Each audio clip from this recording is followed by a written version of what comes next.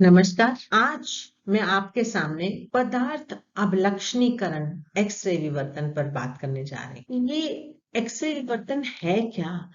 आप सबने एक्सरे के बारे में बहुत सुना होगा, पर आपने अपने शरीर के में होने वाले किसी फ्रैक्चर या किसी हड्डी के टूटने के लिए एक्सरे का उपयोग सुना होगा। क्या वही एक्सरे जो हम अपने शरीर के किसी हड्डी टूटने के लिए यूज करते हैं, क्या वही एक्सरे हम पदार्थ अभिलक्षणीकरण के लिए यूज करते हैं? नहीं, दोनों बहुत अलग होती है। तो आज हम बात करने जा रहे हैं कि जो एक्सरे हम अपने हड्डी टूटने के लिए यूज करते हैं और पदार्थ अभिलक्षणीकरण के लिए यूज करते हैं, उन दोनों में क्या अंतर है। स्टार्ट करने से पहले एक बात बताना चाहूंगी कि एक्सरे हमारे शरीर के लिए अच्छा नहीं है, इससे कैंसर हो सकता है। तो हमें जितना कम से कम एक्सरे एब्जॉर्ब हो उतना ही अच्छा होता है। तो अभी जब हमारा कोई फ्रैक्चर होता है, हड्डी टूटती है, जब हम एक्सरे लेते हैं तो हम नहीं चाहते कि हमारे शरीर में ये एक्सरे जाए। तो हमें क्या चाहिए कि एक्सरे आए, शरीर को टच करके और चले जाए। तो मतलब it should be high energy की एक्सरे का उपयोग होता है जब हम हड्डी टूटने वाली एक्सरे को यूज करते हैं। पर जब हम पदार्थ का अभिलक्षणीकरण करते हैं तो क्या होता है, उसमें हमें क्या चाहिए होता है कि एक्सरे आए, पदार्थ के ऊपर गिरे और पदार्थ का अच्छे से निरीक्षण करें और फिर विवर्तन हो। उससे हमें पता चलता है कि पदार्थ में क्या है, उसका फिर हम प्रॉपर्टीज क्या है पदार्थ का, सब कुछ हमें उस एक्सरे से पता लगता है। तो ये जो एक्सरे होती हैं, ये बहुत लो एनर्जी वाली एक्सरे होती है।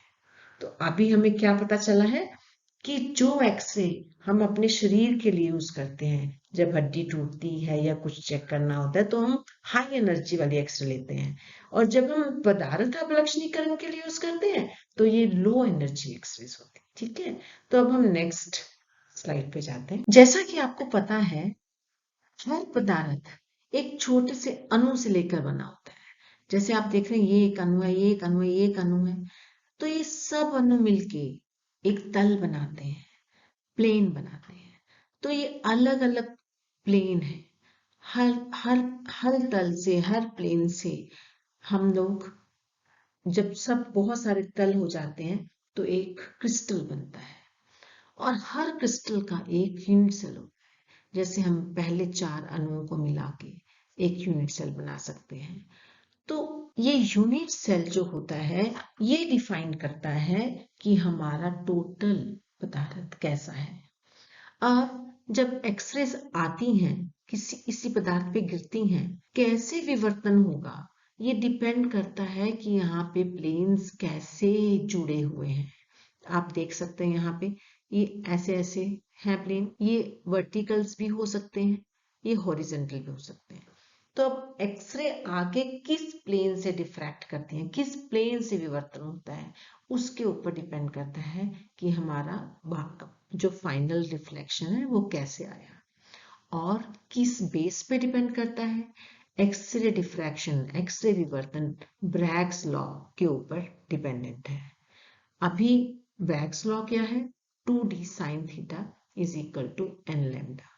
इसमें लैम्डा एक्सरे की वेवलेंथ है, इंसिडेंट जो रेडिएशन है उसकी वेवलेंथ है, और थीटा जो है वो एंगल जो एक्सरे और प्लेन के बीच का है, ये थीटा एंगल है। और ये इसको हम कहेंगे, ये जो किरण है ये रिफ्लेक्ट हुई है। डिफ्रैक्शन कब होगा, विवर्तन कब होगा, जब ब्रैग लॉ सेटिस्फाई होगा, मतलब जब ये 2 थीटा पे रिफ्लेक्टेड रे आएगी। जो भी एक्सरे पदार्थ के ऊपर गिरती है, विवर्तित होती है, वो ब्रैग लॉ को फॉलो करती है। जैसा कि हम इस फिगर में देख रहे हैं, इंसिडेंट रेडिएशन आया, पदार्थ के ऊपर गिरा, ये विवर्तन हुआ तो 2 थीटा एंगल पे, और डिटेक्टर में ये डिटेक्ट हो गया। तो इस हिसाब से हमें एक्सरे डिफ्रैक्शन पैटर्न मिलता है। तो अभी हमें ये कोई भी पदार्थ, किसी भी पदार्थ का स्ट्रक्चर देखना है या कोई चेंज देखना, संरचनात्मक चेंज देखना है, तो हमें एक्सरे की सहायता लेनी पड़ती है। एक्सरे डिफ्रैक्शन होता क्या है? हमें पता है कि हर पदार्थ लैटिस प्लेन से बना होता है, ये सभी प्लेन्स हैं। तो होता क्या है, एक्सरेज आई, किसी प्लेन पर गिरी और रिफ्लेक्ट हो गई। जब ये रिफ्लेक्टेड रेज का रचनात्मक व्यक्तीकरण होता है, कंस्ट्रक्टिव इंटरफेरेंस होता है, तब हमारा विवर्तन होता है, तब हमें डिफ्रैक्टेड रे मिलती है। और ये कब होता है? जब ब्रैग्स लॉ सेटिस्फाइड होता है। अब ब्रैग लॉ क्या है? 2d sin theta is equal to lambda. इसमें लैम्डा क्या है? वेवलेंथ होता है एक्सरेज जो हम यूज कर रहे हैं। थीटा जिस एंगल पे एक्सरे पदार्थ पे गिरती हैं, और ये डी क्या है? दो प्लेन्स के बीच का डिस्टेंस। तो जब 2d sin theta is equal to lambda होता है, तब हमें डिफ्रैक्शन मिलता है। तो अगर हम इसमें देखें, अभी एक्सरे आई, पदार्थ पे गिरी और ये डिफ्रैक्शन हुआ और हमारा डिटेक्टर में रिकॉर्ड हो गया। इस तरह हमें पदार्थ का हम अभिलक्षणीकरण करते हैं। चलिए अब देखते हैं कि हम आगे कि पदार्थ से कैसे डिफ्रैक्शन पैटर्न मिलता है। अभी अगर हम NaCl, आप सबको पता है NaCl क्या होता है। हम सॉल्ट हर दिन खाते हैं, हमें सबको पता है कि ये NaCl का बना होता है। पर NaCl का स्ट्रक्चर क्या होता है, कैसे एटम रेंज होते हैं, ये कैसे इसकी स्ट्रक्चर पता चलती है, ये बहुत कम लोगों को पता होता है। तो अभी मैं इसलिए एक नॉन एग्जाम्पल ले रही हूँ NaCl का, ताकि आपको पता चले जो सॉल्ट हम रोज खाते हैं उसकी स्ट्रक्चर क्या है। तो जैसे कि मैंने बताया कि हम डिफ्रैक्शन पैटर्न लेते हैं, जब हम NaCl का पैटर्न लेते हैं तो हमें कुछ ऐसा मिलता है। ये पैटर्न NaCl से आया। तो आप देख रहे हैं कि कितनी रिफ्लेक्शंस आई हैं। इसका मतलब क्या है कि कितने प्लेन्स हैं NaCl के जिन्होंने डिफ्रैक्ट किया है और हमें विवर्तन पैटर्न मिला है। यहाँ पे हर रिफ्लेक्शन एक प्लेन को दर्शाता है, ठीक है। और इसके कॉरस्पॉन्डिंग जो टू थीटा है, वो बताता है कि ब्रैग एंगल क्या है। ये चीजें, तो ये इंटेंसिटी, ये 2 थीटा वैल्यू और इसकी विड्थ, इन चीजों से बहुत सारा कुछ पता चलता है एक पदार्थ के बारे में। अभी मैं आगे दिखाती हूँ कि NaL का स्ट्रक्चर ये है। NaCl का स्ट्रक्चर, इसमें आपने देख सकते हो कि ये फेस सेंटर्ड क्यूबिक है। फेस सेंटर्ड क्यूबिक का मतलब कि इसके हर फेस पे एक एटम लगा हुआ है। आप देखिए, ये एक फेस है, इसके सेंटर में एक एटम है। ये एक फेस है, इसके सेंटर में है एक एटम। हर फेस पे आपको एक एटम मिलेगा, और इसमें ब्लू है जो वो सोडियम है, और जो रेड है वो क्लोरीन है। तो आपको पता चल रहा है कि फेस सेंटर्ड क्यूबिक है और इसमें दो परमाणु है, एक अगर हम 0 0 पे मानते हैं, दूसरा ½ 0 0 पे। तो ये है फेस सेंटर्ड क्यूबिक। तो एक्सरे से ये पता चलता है कि जो नमक हम खाते हैं वो NaCl है और उसका स्ट्रक्चर क्या है। तो ये एक्सरे पैटर्न हम लेते कैसे हैं? कौन सा ऐसा मशीन है जिससे हम ये एक्सरे पैटर्न लेते हैं? इसको कहते हैं एक्सरे विवर्तन मापी, एक्सरे डिफ्रैक्टोमीटर। और ये एक एक्सरे डिफ्रैक्टोमीटर है। इसको हमने ब्रूकर से खरीदा है और हमारी लैब में है। जिसको कभी देखना हो तो आप कभी भी आ सकते हैं। तो ये तो हुआ एक्सरे डिफ्रैक्टोमीटर, मैंने NaCl के बारे में बताया, जो एक कॉमन पदार्थ है, आप सबको पता है इसलिए। इसी तरह जब हम बड़े बड़े काम करते हैं, जब हम बड़ी बड़ी स्ट्रक्चर्स को देखते हैं, जैसे अभी हम एरोस्पेस लैब में काम करते हैं, तो हमें बहुत से मटेरियल्स को देखना होता है जो हमारे एयरक्राफ्ट में यूज होते हैं। तो उनका भी हमें पता लगाना होता है कि उनकी स्ट्रक्चर क्या है, या उनके स्ट्रक्चर में क्या चेंज हुआ जब ये उड़ता है। तो उससे पहले हमें देखना होगा कि जब हम एयरक्राफ्ट में मटेरियल लगाते हैं वो किस तरह के होते हैं और हम उनको किस तरह एक्सरे से स्टडी करते हैं। तो अब हमारे एयरक्राफ्ट में बहुत से कॉम्पोजिट्स यूज होते हैं। आप सबको पता होगा कॉम्पोजिट्स क्या होते हैं। इसमें एक मैट्रिक्स होती है और एक रीइंफोर्सिंग मटेरियल होता है। Reinforcing materials most of the time fibres होते हैं। और सबसे ज्यादा एडवांटेज क्या है इन कंपोजिट्स का कि इनका उच्च विशिष्ट बल होता है और ये सख्त होते हैं। इनकी निर्देशमत गुणधर्म अनुकूलित होता है। इनको अगर हमें एक डायरेक्शन में ज्यादा प्रॉपर्टीज चाहिए किसी चीज की दूसरी डायरेक्शन के बजाय, तो हम फाइबर्स के अलाइनमेंट के साथ उनको एडजस्ट कर सकते हैं कि हमें एक डायरेक्शन में ज्यादा प्रॉपर्टीज मिले दूसरी डायरेक्शन से। और ये नॉन करोडिंग होता है सॉल्ट के एनवायरनमेंट में। तो ये सबसे इंपॉर्टेंट प्रॉपर्टी है। कोई भी पदार्थ अगर करोड़ होने लगे तो हम उसको यूज ही नहीं कर सकते। तो कॉम्पोजिट्स को हम इसीलिए इनका महत्व है क्योंकि ये नॉन करोडिंग होते हैं और इनकी फटीग रेजिस्टेंस श्रांति प्रतिरोध उत्कृष्ट होता है और इनकी डायमेंशनल स्टेबिलिटी होती है। अगर हम विमीय स्थिरता देखें, ये बहुत स्टेबल होते हैं, स्थिर होते हैं। और इन इनकी इतनी प्रॉपर्टीज होती हैं, तो हम इन कॉम्पोजिट्स को बहुत एयरक्राफ्ट के बहुत हिस्सों में यूज करते हैं। जैसा कि मैंने बताया, हम कॉम्पोजिट को बहुत एयरक्राफ्ट के बहुत हिस्सों में यूज करते हैं। इसमें देखिए अभी आप यहाँ पर हमने कार्बन तंतु हैं, एरामिड तंतु हैं और ग्लास तंतुओं से कॉम्पोजिट्स बनाए हैं और इस एयरक्राफ्ट में यूज करें। आप देखिए जो ये येलो पीले वाले रंग में है, ये एरामिड तंतु है।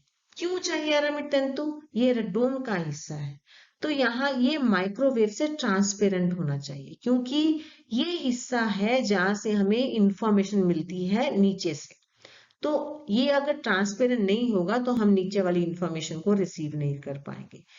तो एयरक्राफ्ट के हर हिस्से में जो भी पदार्थ लगा है उसको सोच के बनाया जाता है कि इस पार्ट का क्या फंक्शन है, उसी के हिसाब से बनाया जाता है। क्योंकि यहाँ पे हमें इंफॉर्मेशन रिसीव करनी होती है, यहाँ पे वही पदार्थ लगेगा जो माइक्रोवेव रेडिएशन से ट्रांसपेरेंट होगा। तो यहाँ पे हमने एरामिड फाइबर लगाया, एरामिड फाइबर से बना हुआ कॉम्पोजिट लगाया। अभी जैसे ये नीला हिस्सा है, यहाँ पे हमें स्ट्रेंथ बहुत चाहिए। तो जहां पे हमें स्ट्रेंथ चाहिए, हमने कार्बन तंतु से बना हुआ कॉम्पोजिट लगाया। अब आप सोचेंगे जब हमें स्ट्रेंथ चाहिए तो पूरा एयरक्राफ्ट हम कार्बन तंतु से लगा दें। ऐसा नहीं होता। जब हम एयरक्राफ्ट बनाते हैं हमें बहुत चीजों का ध्यान रखना पड़ता है कि उसका कितना वेट है। वेट के लिए आजकल हम कितनी रिसर्च कर रहे हैं ताकि हमारे पूरे हवाई जहाज का वेट कम हो। तो हमें जो भी पदार्थ लगाना है ये देखना उसका वेट कम हो, उसका फंक्शन जो है उसका सेटिस्फाई हो रहा है कि नहीं हो रहा। तो ये सब नजर में रखते हुए ही हम डिफरेंट डिफरेंट पदार्थों को चूज करते हैं। तो जहां पे हमें स्ट्रेंथ चाहिए वहां पे हम कार्बन फाइबर के कॉम्पोजिट लगाते हैं। जहां पे हमें माइक्रोवेव से ट्रांसपेरेंसी चाहिए वहां पे हमने एरामिड फाइबर का तंतु लगाया है और बीच में हमने ग्लास फाइबर का ग्लास तंतु का कॉम्पोजिट लगाया है। तो किस जहाज के किस हिस्से में क्या चीज चाहिए उसके हिसाब से हम पदार्थ को चूज करते हैं और उसका हम कॉम्पोजिट बनाकर ही वहां पे लगाते हैं। अभी जैसा कि मैंने बताया कि हमने वहां पे एरामिड तंतु लगाया। अब एरामिड तंतु लगाना है तो ऐसा नहीं कि हमने लिया और लगा दिया। हमें उसको पूरा कैरेक्टराइज करना पड़ता है, हमें देखना पड़ता है, उसका अभिलक्षणीकरण करना पड़ता है कि वो वहां के लिए सूटेबल है भी कि नहीं।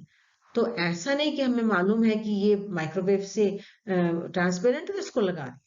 उसके लिए हमें बहुत कुछ करना पड़ता है। जैसे कि मैंने बताया अरामिड तंतु से हमने बना हुआ कॉम्पोजिट लगाया, तो उससे पहले हमने ये उसका अभिलक्षणीकरण किया। अभी हमें पता है कि हमारा जहाज ऊपर उठता है, ऊपर जाते हुए ये बहुत सारी चीजों को देखता है, अलग अलग टेम्परेचर्स को देखता है, ह्यूमिडिटी को देखता है, अलग अलग प्रेशर्स को देखता है।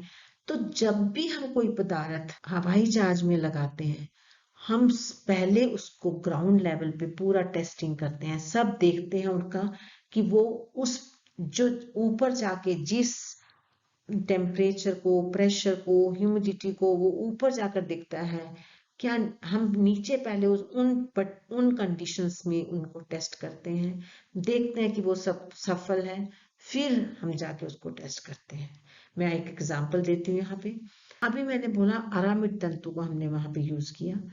अभी हम क्योंकि वो हवाई जहाज में ला रहे हैं, हम देख रहे हैं कि जब हम इसको एक टेम्परेचर पे ले जाकर उस टेम्परेचर पे थोड़ी देर रखते हैं, एजिंग करते हैं, तो उसका क्या असर होता है। तो हमने ये ट्वेरॉन, केवलार, नोमेक्स, नायलॉन, टेफलॉन, ये कुछ पदार्थ ऐसे हैं जो हम हवाई जहाज में अक्सर यूज करते हैं।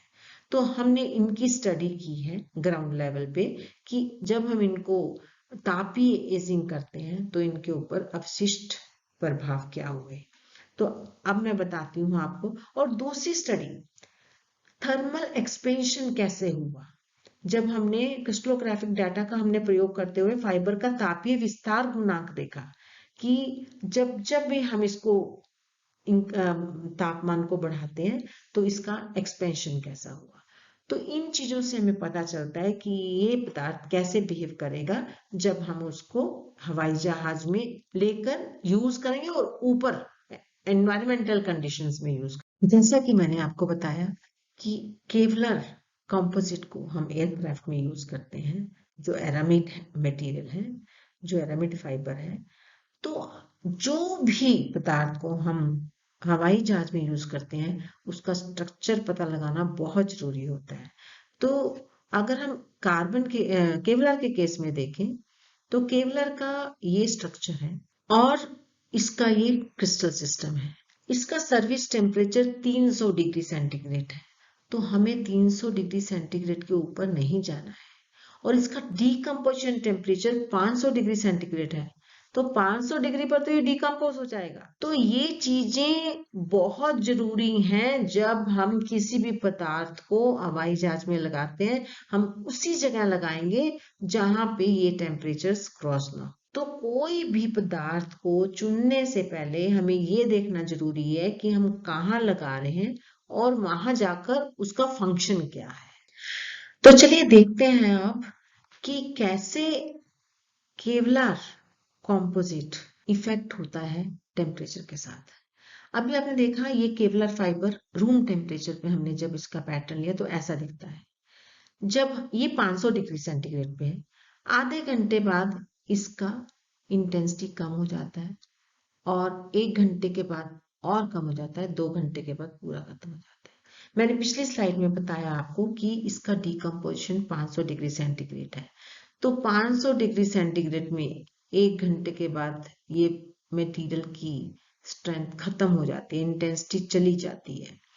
और अगर हम इसको अलग अलग टेम्परेचर पे देखें, 300, 400, 450 और 500 पे, आप देख रहे हैं कि जैसे जैसे एक टेम्परेचर अगर जैसे हम 300 पे देखें, ये ज्यादा घंटे चल जाता है।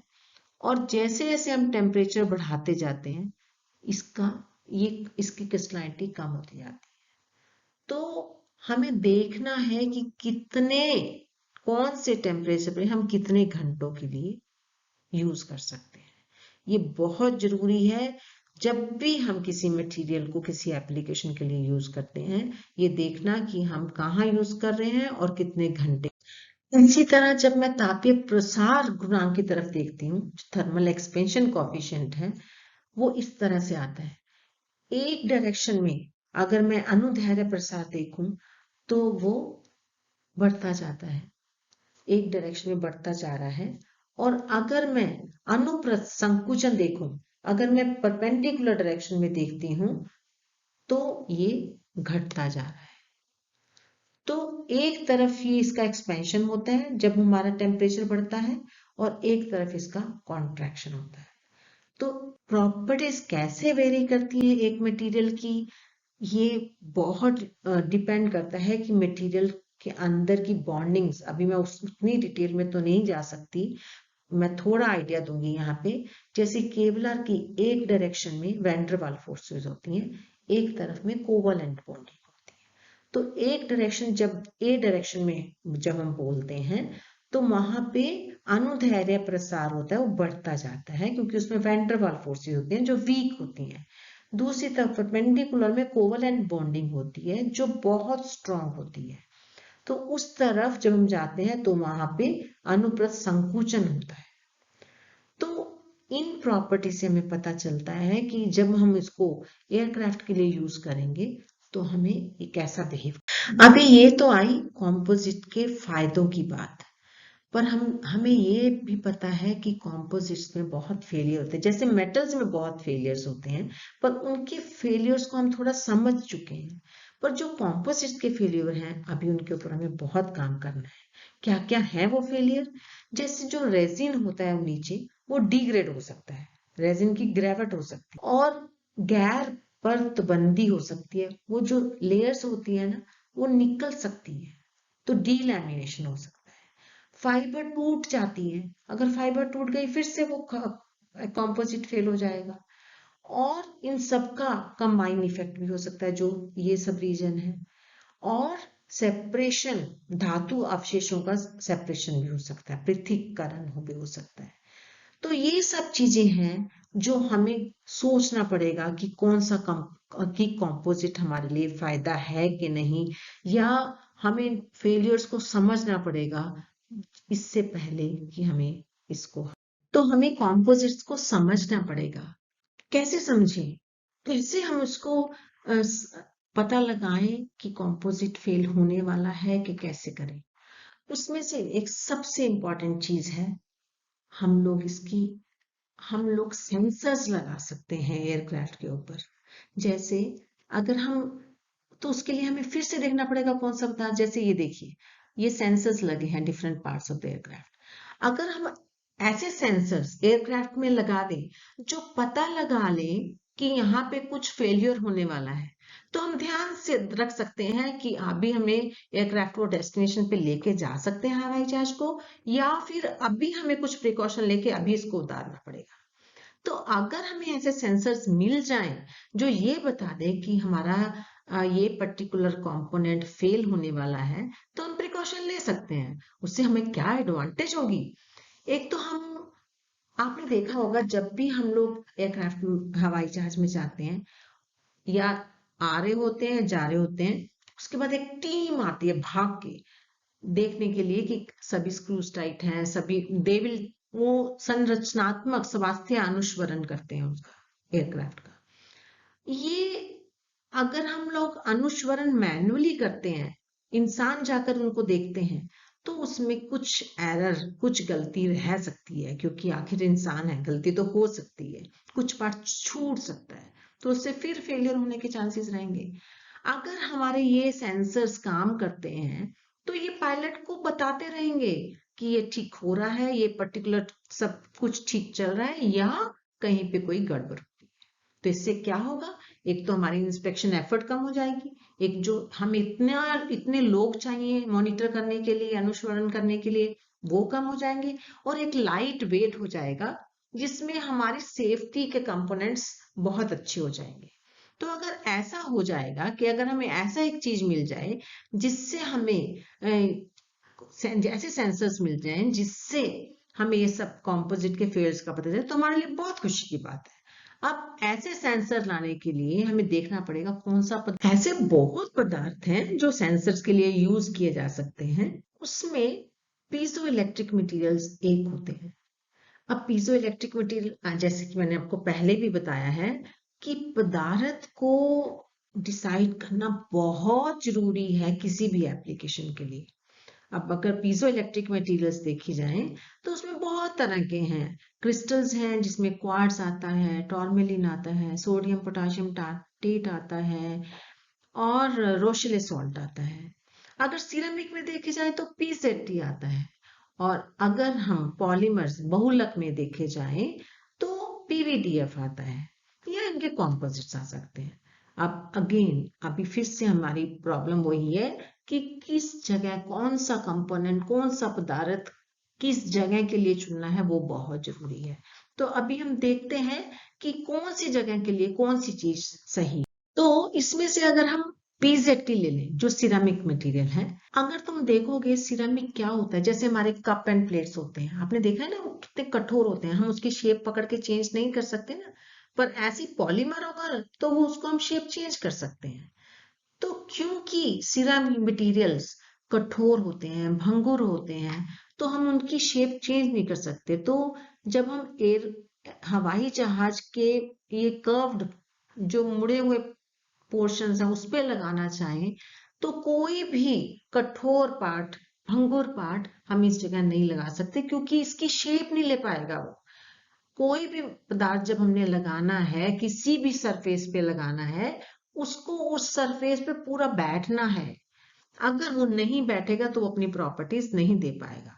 तो अगर आप देख रहे हैं एरोक्राफ्ट में कितने ऐसी जगह है जहां पे वो कर्व है ना, गोल गोल है, तो यहाँ पे लगाने के लिए जो सिरेमिक मटेरियल्स हैं उनको उसी शेप का बनाना पड़ेगा, उसी शेप का बना के वहां चिपका दो, ठीक है। पर अगर बाय चांस थोड़ा सा शेप का इधर उधर हो गया तो हमें फिर से बनाना पड़ेगा, हम उसमें चेंज नहीं कर सकते एक बार बनाने के। और अगर हम पॉलीमर बहुलक पदार्थ पीवीडीएफ को देखें, पीवीडीएफ एक बहुत ही लचकीला पदार्थ है। जैसे हम पॉलीथीन देखते हैं ना, हम पॉलीथीन कवर लेते हैं, कितना इजी से हम उसको तोड़ मरोड़ सकते हैं, हम किसी भी कर्व सरफेस पे लगा सकते हैं, गोलाकार सरफेस पे लगा सकते हैं। तो ये पदार्थ बहुत इंपॉर्टेंट है देखना कि हम किस एप्लीकेशन के लिए यूज कर रहे हैं, तो उसके ऊपर हम अपने उसको पदार्थ को चूज करते हैं। तो अभी अगर हम पीवीडीएफ को लेते हैं, पीवीडीएफ को क्योंकि तोड़ना मोड़ना आसान है, एरोक्राफ्ट स्पेशली जब मैं एरोस्पेस लैब से हूँ, तो मुझे पीजो इलेक्ट्रिक मटेरियल में पीवीडीएफ मटेरियल बहुत अच्छा लगा चुनने के लिए। तो ये दो फॉर्म में पाया जाता है, अल्फा फॉर्म में और बीटा फॉर्म में। जब हम पीवीडीएफ को लेकर आते हैं ना, और इसको हम किसी भी फॉर्म बनाते हैं, फिल्म में बनाते हैं, चाहे हम इसका रोल बनाते हैं, चाहे हम इसकी ग्रैन्युल्स लेते हैं, इसको हमेशा ये अल्फा फॉर्म में होता है, क्योंकि अल्फा फॉर्म स्टेबल फॉर्म होती है। इसको बीटा फॉर्म में बनाने के लिए हमें एक प्रोसेस करना पड़ता है। ये देखिए, ये है पीवीडीएफ। शुरू करने के लिए हमने पीवीडीएफ को एक ग्रैनुअल की फॉर्म में लिया। इसी से हमने सॉल्वेंट, एक पर्टिकुलर टेक्निक है सॉल्वेंट कास्ट मेथड, उस तकनीक से हमने इसको सॉल्वेंट कास्ट में एक फिल्म बनाई, और फिर हमने हॉट प्रेस से भी एक फिल्म बनाई, और ये निष्कासन मेथड से भी एक फिल्म बनाई। जितने भी मेथड हमने यूज करे, सभी से हमें अल्फा फेज फिल्म मिली।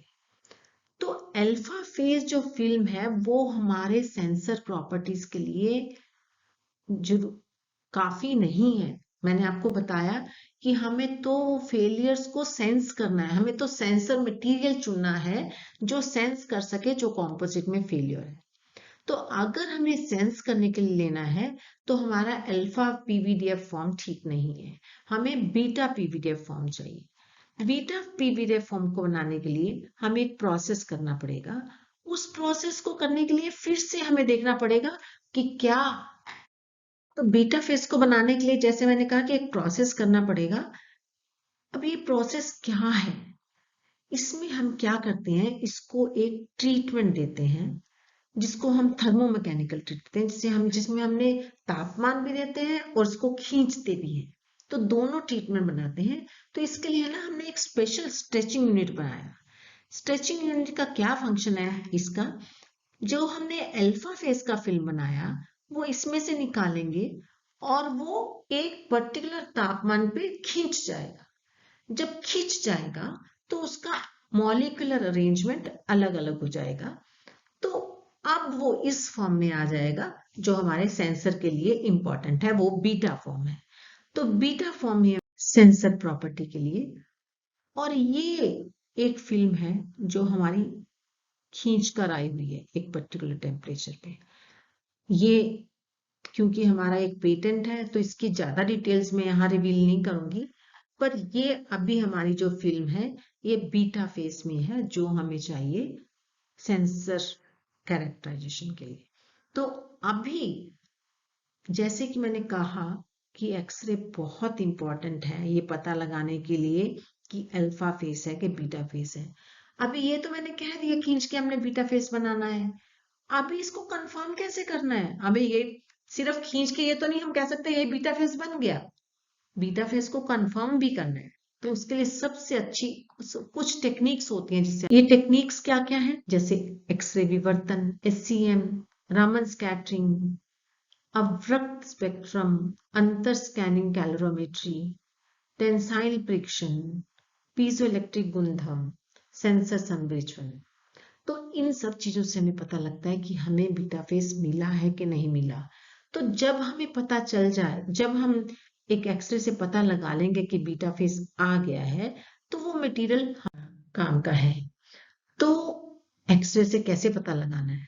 जैसे कि मैंने कहा था, हर पदार्थ का जो प्लेनर अरेंजमेंट होता है वो अलग अलग होता है। अभी मैंने ये भी बताया कि जब हम उसको स्ट्रेच कर लेते हैं उसका एटॉमिक अरेंजमेंट सब चेंज हो जाता है। तो इसीलिए जब हमने एक्सरे पैटर्न लिया अल्फा फेस का तो ऐसा आया, और जब हमने एक्सरे पैटर्न बीटा फेस का लिया तो ऐसा आया। अब आपको थोड़ा पता चल रहा होगा कि कैसे एक्सरे इंपॉर्टेंट है ये पता लगाने के लिए कि ये पदार्थ कैसे बिहेव करेगा। अभी देखिए मैंने बताया कि बीटा फेस हमारे लिए बहुत इंपॉर्टेंट है। बीटा फेस का ये डाटा जो है ना, ये हमें लिटरेचर में मिल जाता है। तो अब हमें बस ये पता लगाना है कि जो हमारा सैंपल है वो ये डाटा दे रहा है कि नहीं। तो इसके हिसाब से जो पीक है 20.8 पे आना चाहिए और हमारा 20.78 पे आ रहा है, which is very close and it is acceptable to us. तो इससे हमें पता चल गया कि हमारा पीवीडीएफ जो हमने बनाया वो बीटा फेस में आ गया। अभी यही नहीं कि बीटा फेस में हमने एक टेम्परेचर पे हीट किया, स्ट्रेच कर दिया तो आ गया। इसके लिए देखिए हमें कितनी स्टडी करनी पड़ी। इसके लिए हमने रूम टेम्परेचर से शुरू किया और हम बढ़ते चले गए डिफरेंट टेम्परेचर, और हम उसको स्ट्रेच करने का भी कितने टाइम स्ट्रेच करना है वो भी वेरी करते रहे, 2 टाइम्स, 3 टाइम्स, 3.5 टाइम्स, 5 टाइम्स। तो एंड में हमने पता लगाया कि एक पर्टिकुलर टेम्परेचर पे एक स्ट्रेच फैक्टर पे ये प्रॉपर वैल्यू दे रहा है। तो यहाँ पे जबकि तुम्हें मैं बता रही हूँ कि इतना, जैसे यहाँ पे मैंने देखा 80 डिग्री पे 4 टाइम्स करो तो हमारी वैल्यू आ रही है। अभी तो यहाँ तो आपको पता चल गया 80 डिग्री 4 पे 4 टाइम्स स्ट्रेच करो तो आ गई value, but it is a detail study when we have to do it. So x ray is very important to understand the behaviour of the material. अगर देखो एक्सरे नहीं होती तो मुझे पता ही ना चलता कि 80 degree 4 times is the appropriate value जिसके ऊपर मुझे काम करना। तो जब हम इन पर्टिकुलर एक्सरे पीक से हम पता लगा सकते हैं कि क्रिस्टलाइनिटी भी कैसे वेरी, तो ये वेरिएशन ऑफ क्रिस्टलाइनिटी है जब हम उसको खींच रहे हैं।